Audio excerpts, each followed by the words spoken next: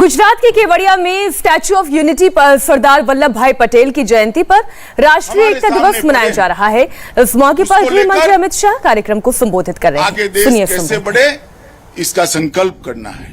और दूसरी ओर 1857 से लेकर 1947 तक 1857 से लेकर 1947 तक आजादी का हमारा जो संघर्ष रहा, अनेक प्रकार के आजादी की लड़ाइयां लड़ी रही, हजारों लाखों लोगों ने अपने बलिदान दिए, कई लोगों ने अपना सर्वस्व न्यौछावर किया।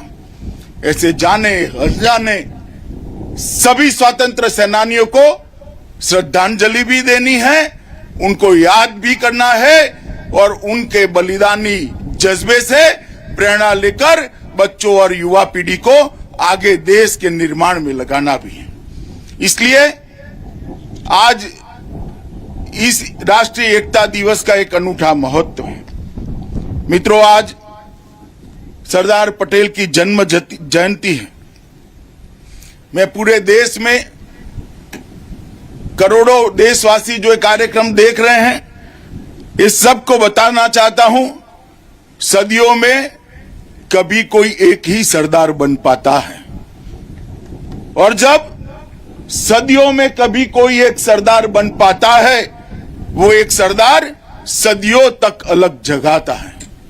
आज हमारे सामने सरदार साहब नहीं है, मगर परेड करते हुए जवान, सांस्कृतिक कार्यक्रम रजू करते हुए हमारे बच्चों के चेहरे पर जो भाव था वो सरदार पटेल का ही भाव था। सरदार साहब की दी हुई प्रेरणा ने ही आज इस देश को एक और अक्षुण्ण रखने का काम किया है और आज उनकी प्रेरणा देश को आगे ले जाने के लिए हमें एकजुट रखने में सफल हुई है। मित्रों, ये केवड़िया कोई एक जगह का नाम नहीं है, एक तीर्थ स्थान बन गया है, राष्ट्रीय एकात्मता का तीर्थ स्थान, राष्ट्र धर्म का तीर्थ स्थान, देशभक्ति का तीर्थ स्थल और आज ये आसमान को छूने वाली सरदार साहब की मूर्ति पूरी दुनिया को संदेश दे रही है कि भारत का भविष्य उज्जवल है। भारत की एकता और अखंडता को कोई क्षत विक्षत नहीं कर सकता। ये संदेश जो सरदार साहब ने दिया है, आज केवड़िया इसका दुनिया के सामने उद्घोषणा करता है। मित्रों, आज मैं आप सभी को ये कहने आया हूं कि सरदार साहब, उनका जीवन हम सब के लिए, बच्चों के लिए, युवाओं के लिए विशेषकर बहुत प्रेरणादायी है। सरदार साहब ने एक गरीब किसान के घर में जन्म लेने के बाद बैरिस्टर तक की पढ़ाई कर कर अपनी कैरियर छोड़कर गांधी जी के आह्वान पर आजादी के आंदोलन में जुड़े और जब देश आजाद हुआ, मैंने पहले कहा, ऐसे अनेक प्रकार के संकट देश के सामने छोड़कर गए अंग्रेज। एक और विभाजन का संकट था, एक और नई शासन प्रणाली को बनाने का सवाल था, एक और नया संविधान बनना था और सबसे बड़ा संकट था 500 से ज्यादा रियासतों का भारत संघ में समावेश करना।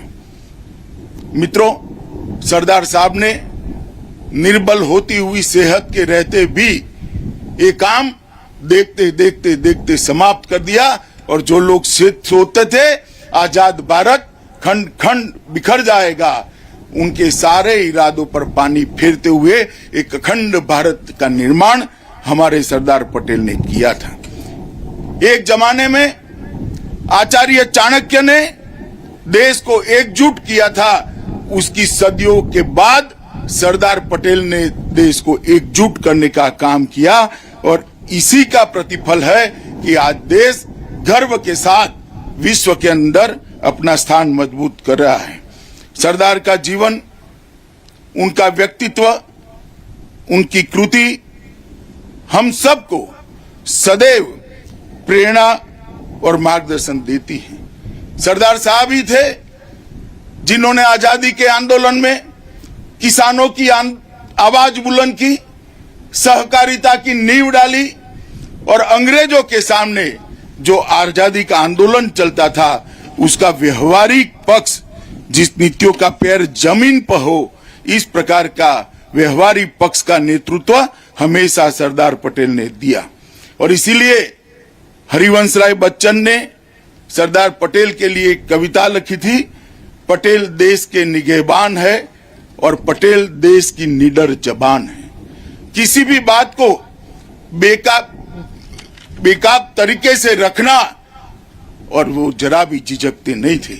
और इसलिए आज जब भारत माता का एक अखंड स्वरूप देख रहे हैं, वो केवल और केवल सरदार साहब के कर्म का ही नतीजा है, उनके दृष्टि का ही नतीजा है।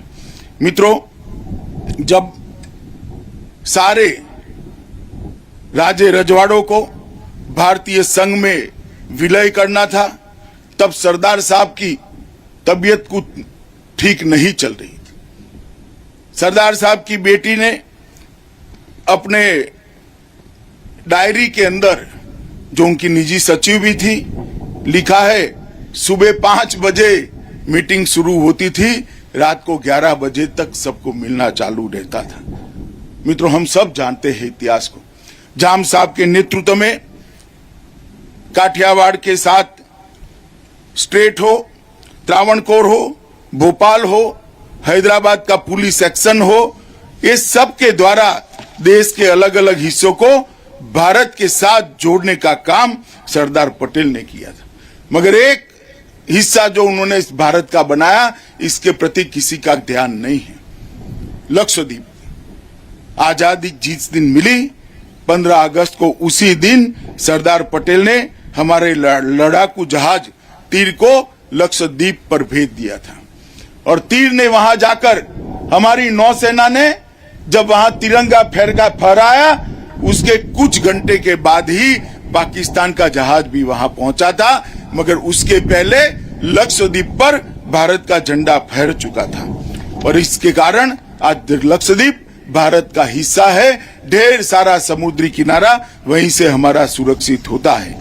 मित्रों, सरदार साहब ने जिस प्रकार से आजादी के बाद भारत को एक करने का काम किया, मगर दुर्भाग्यपूर्ण बात है कि सरदार साहब को भुलाने का प्रयास किया गया। आजादी के बाद उनके योगदान को उचित सम्मान, उनके योगदान को उचित स्थान कभी नहीं मिला।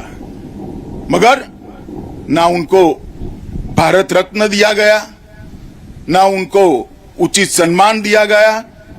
मगर कहते हैं कि सूर्य को कितनी देर बादल ढक कर रख सकता है।